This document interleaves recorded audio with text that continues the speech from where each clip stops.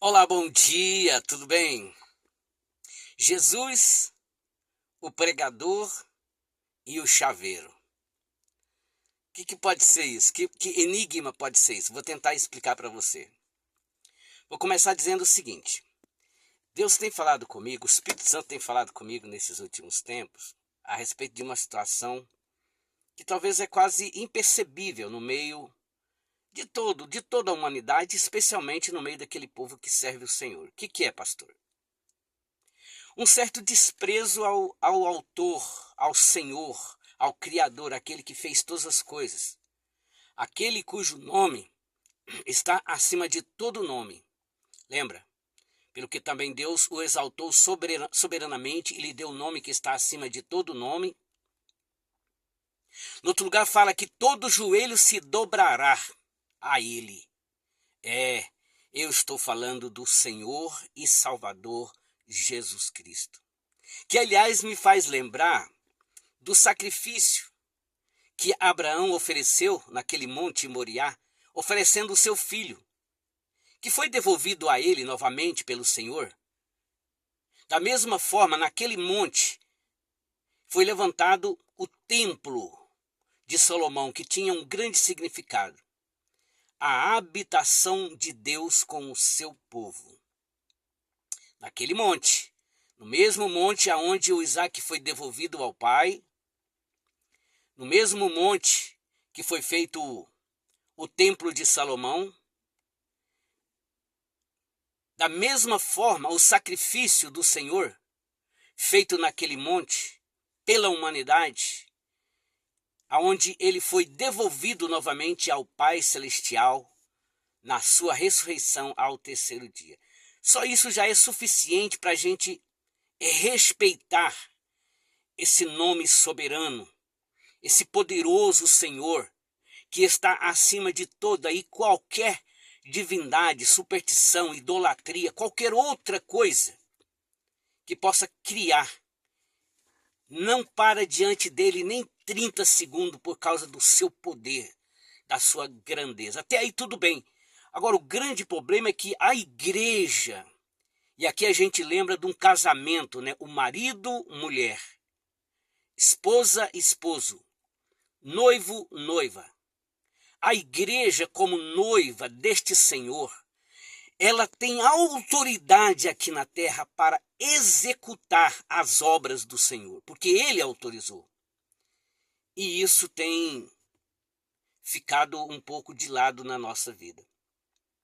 Até porque o que começa, minha gente, começa pela a forma que uma noiva, que uma esposa trata com respeito o seu esposo, que conforme diz a escritura é o cabeça e ela é adjuntora do esposo. Isso não quer dizer maior ou menor, são questões de funções. Da mesma forma que o Pai Celestial planejou a salvação da humanidade, o Filho veio executar e o Espírito Santo está aqui mantendo esta salvação todo dia, inclusive nesse momento que eu estou falando aqui agora.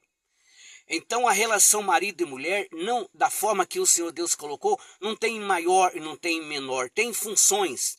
E Deus colocou o homem como cabeça do lar e a esposa como adjuntora dentro de uma missão que jamais um lar será perfeito sem uma esposa adjuntora. Pastor, o senhor está desviando o foco. Não estou desviando o foco. Porque começa por aí, gente. Quando a gente não vê hoje as mulheres, a grande maioria, entendendo essa grandeza da sua posição diante do seu esposo, diante do seu noivo, da mesma forma o que tem ocorrido com a igreja ou a cristandade ou aqueles que se dizem cristãos dos dias atuais. Veja que interessante, interessante não, que esquisito. Eu ouvi um pastor pregando esses dias, nem vou falar o nome porque ele está preso hoje. Esse pastor está preso por corrupção. Para vocês verem que no meio do povo de Deus, no meio da grandeza do Senhor, também tem os infiltrados. E esse pastor, ele pregava uma mensagem tão comovente para comover as pessoas que estavam ali no recinto, que sempre é um recinto muito preparado, com músicas muito preparadas para mexer no emocional das pessoas. E ele pregava como que dizendo que ali estava a solução do problema. Mas da maneira que ele pregava, olha como é que ele dizia: Jesus vai abrir os seus olhos. Jesus vai abrir a sua mente. Jesus, primeira coisa, irmão. Primeira coisa. A Sara chamava o seu esposo de Senhor. Ele não autorizou ninguém deixar de chamá-lo de Senhor. Uma vez alguém chamou ele de Senhor e ele falou: vocês estão me chamando de Senhor e eu sou. Então começa por aí, minha gente. Se a gente quiser olhar com um olhar bem filtrante da parte do Senhor, a gente vai perceber que uma grande maioria das pessoas não compreende essa grandeza, esse senhorio, meu Deus do céu, como é que fala? Do Senhor Jesus nos dias atuais. São cultos vazios onde a maioria das vezes o nome de pessoas são muito mais focados do que o próprio Senhor e o Espírito dele, que é o Espírito Santo. Então naquele dia eu fiquei um pouco escandalizado quando ele dizia Jesus, como que se Jesus fosse o chaveiro dele. Por isso eu comecei falando, né? Jesus, o chaveiro e o pastor. Porque ele dizia, Jesus vai abrir, como que dizendo assim, eu já fiz um contrato com ele e ele vai fazer, obedecendo aquilo que eu mandar, ele vai abrir hoje aqui os teus olhos. Mas no final aí eles dizem, mas, aí é aquela história, né? Depende de você vir aqui no altar, depende de você dar aquela oferta, depende de você fazer isso, aquilo outro.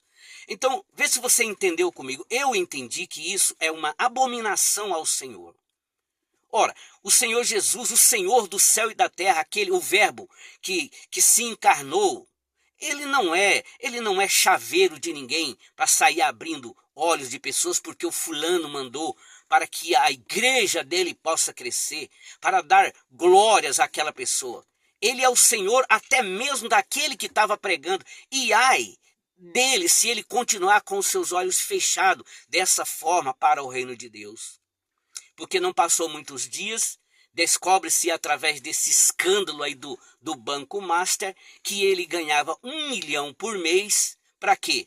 Para efetuar pagamentos de propina para o grande Vorcaro. Então, minha gente, é isso que nós estamos vivendo nos dias atuais. Agora, é bom que se diga o seguinte, sempre vai ter infiltrados no meio do povo de Deus. Assim como eu acredito piamente que naquela baderna que houve no dia 8 de janeiro, ali são infiltrados, que talvez estavam até com a camisa verde e amarelo, mas não eram pessoas patriotas de verdade. E a culpa caiu em quem? Nos verdadeiros patriotas, os cristãos, pessoas que nunca tinham uma mancha na sua vida, pessoas que nunca roubou um colgate, nunca roubou nada, estão presos enquanto os verdadeiros bandidos estão soltos por aí. Então, na verdade, irmão, no meio do povo de Deus, não se pode enganar que também tenha os infiltrados. E que vem exatamente por ordem, por mando dessas entidades malignas para confundir a verdadeira pregação do Evangelho.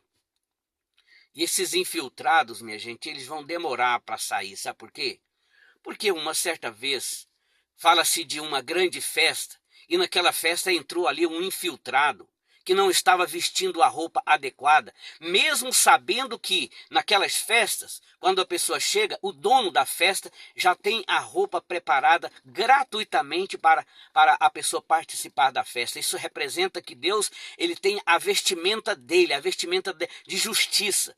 E quando o ser humano despreza, rejeita essa vestimenta de justiça, ele vai ficar desnudo na presença de Deus. Foi o que aconteceu naquela festa, foi o Senhor que contou essa parábola, E aquela pessoa foi localizada pelo dono da festa e ele perguntou, por quê? Como é que você entrou aqui sem a vestimenta adequada? Ficou calado, porque é isso que vai acontecer no dia do juízo final. Muita gente vai ter que ficar calado, porque não tem nada para falar.